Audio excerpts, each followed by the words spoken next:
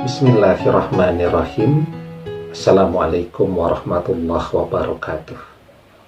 Bapak-bapak, ibu-ibu, mas-mas, mbak-mbak, khususnya adik-adikku sekalian yang dirahmati Allah dimanapun Anda berada. Kembali di IIB Channel bersama saya, IIB Wijayanto. Kali ini kita akan membahas tema kenapa orang ketiga pasti akan meninggalkan mantan.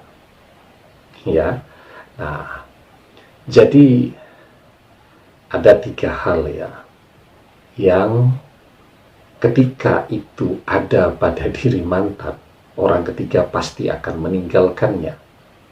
Yang pertama, ketika mantan ternyata hanya punya cinta, ya, jadi mantan bisa jadi itu betul-betul jatuh cinta, secinta-cintanya kepada orang ketiga, ya, dan itu bisa terjadi kapan saja. Ada orang yang sudah akan menikah, tiba-tiba jatuh cinta kepada orang lain.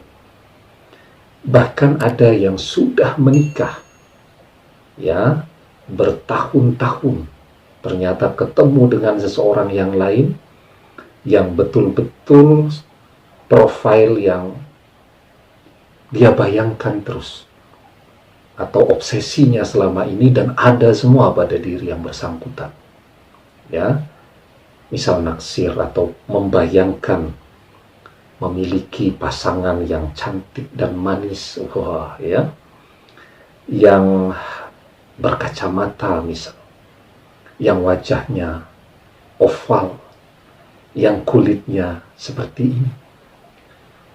Ternyata ada semua tuh pada diri dia, dan dia jatuh cinta secinta-cintanya. Tetapi di dalam perjalanannya ternyata yang dia miliki cuma cinta saja.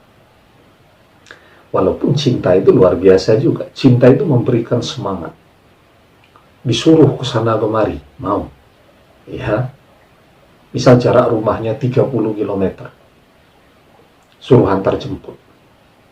Pokoknya jam 7 pagi sudah harus standby di dekat rumah. Dijalani itu, naik sepeda motor, kedinginan, ya, mulai jalan dari rumahnya jam 6 pagi demi bisa mengantar orang yang dia cintai. Malam hari, ya, misal ada kegiatan di luar kota, pokoknya diminta standby jam 2 malam untuk menjemput, mengantarkan pulang. Dijalani, ya, 60 kilo dari rumahnya, menjemput, kemudian ngantar mantannya pulang, atau si orang ketiga tadi pulang, kemudian dia harus balik lagi ke rumahnya, 60 km dia jalan.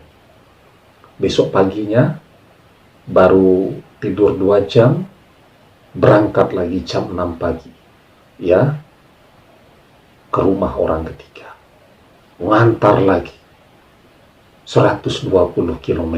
Jadi ratusan kilometer dia jalan. Karena apa? Kekuatan cinta.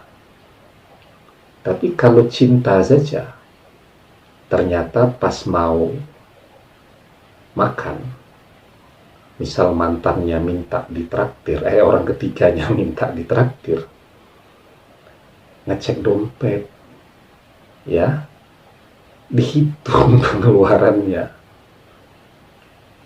Tidak ada yang kuat juga kalau zaman sekarang seperti itu umumnya. Karena ternyata cinta kalau lapar tidak bisa membuat orang kenyang. Maka kalau cuman modal cinta, pasti orang ketiga akan meninggalkan mantan. Ya, yang kedua, ternyata mantan itu tidak kaya seperti apa yang dibayangkan dan diharapkan oleh orang ketiga. Memang tiap hari pakai mobil terus, ya, mobilnya bagus, kemudian wangi, tapi ternyata mobilnya belinya patungan dengan istrinya. Ya, jadi bukan punya dia utuh. Ternyata tidak sekaya seperti apa yang dibayangkan oleh orang ketiga. Jalan 2 bulan mulai mikir dia, aduh, pengennya dapat orang kaya langsung enak, ini harus mulai dari nol. Siapa yang mau? Ya, nah, kemudian yang ketiga ya, jadi yang pertama cuman modal cinta, yang kedua tidak kaya seperti apa yang dia harapkan, yang ketiga ternyata tidak punya apa-apa. Ya, jadi rumah ya tidak punya, ya ternyata rumahnya juga belinya patungan dengan istrinya. Kemudian mobil patungan juga, tabungan oke lah mungkin ya, misal punya tabungan 50 juta tuh ya paling lama bisa mempertahankannya setahun lah ya, begitu. Intinya apa? 3 hal itu. Intinya ketika mantan tidak punya kekuatan finansial, tidak punya harta, tidak punya duit, maka di zaman sekarang dipastikan orang ketiga akan pergi, meninggalkannya. Ya buat apa kan dengan orang yang dompetnya kempes kan, kantongnya kosong begitu ya. Kita lihat ya, misal mantan ini memang gantengnya mempesona, tapi kan ternyata ganteng dipandangi terus memang enak, tapi ketika lapar juga tidak akan membuat kenyang.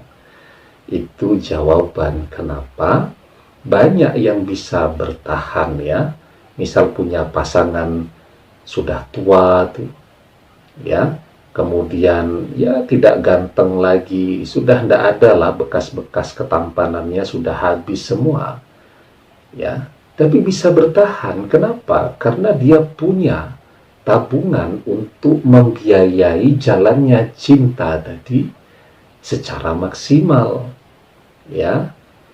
Jadi orang ketiga minta apapun mesti keturutan. Nah, kalau semuanya keturutan ya acting cinta bisa bahkan begitu. Tapi kalau yang diminta tidak pernah keturutan, akhirnya bawaannya marah-marah dan muring-muring terus, akhirnya bertengkar terus, dan akhirnya akan berpisah juga ya.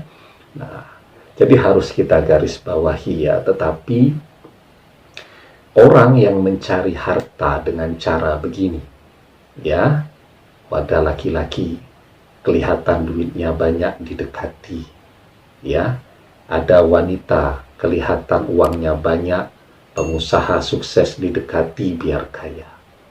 Ini adalah cara atau metode mencari uang atau mencari harta dengan cara yang haram, dan rezeki yang haram itu pasti cepat habisnya, tidak akan berkah ya. Nah, karena itu ada sebuah nasihat dari Imam Ibnu Taimiyah.